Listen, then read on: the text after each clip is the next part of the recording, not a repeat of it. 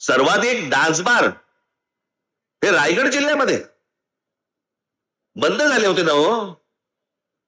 मग अनधिकृतरित्या एवढे dance bar हे सगळे रायगड जिल्ह्यामध्ये, तेही कोणाचे? तेही मराठी लोकांचे.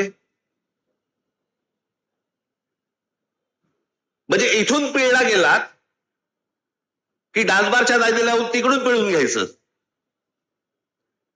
अहो रायगड जिल्हा आहे ना हो. आमच्या शिवछत्रपतींची राजधानी आहे ना इथे.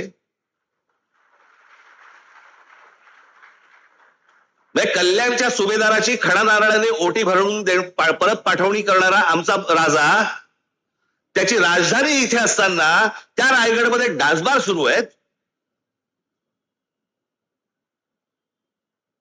तुम्हाला पूर्ण भरकटवून टाकायचं. तुमचं मूळ विषयांकडे लक्षच नाही गेलं पाहिजे. वेगळेच विषय आणायचे. आता कालच माझ्याकडे कोणीतरी आणलं की आता काहीतरी महाराष्ट्र राज्य स्वतः गुजराती साहित्य संमेलन भरवतोय म्हणे. भरवू देत. व्यापाराच्या चोपड्यांमधनं पुस्तकाच्या चोपड्यांमध्ये लक्ष गेलं तर जास्ती बरं. पण हे काय चालू आहे? हे नुसतं गुजराती माणसाबद्दलचं प्रेम नाहीये. मराठी माणसाची आणि गुजराती माणसाची लागावी इथे.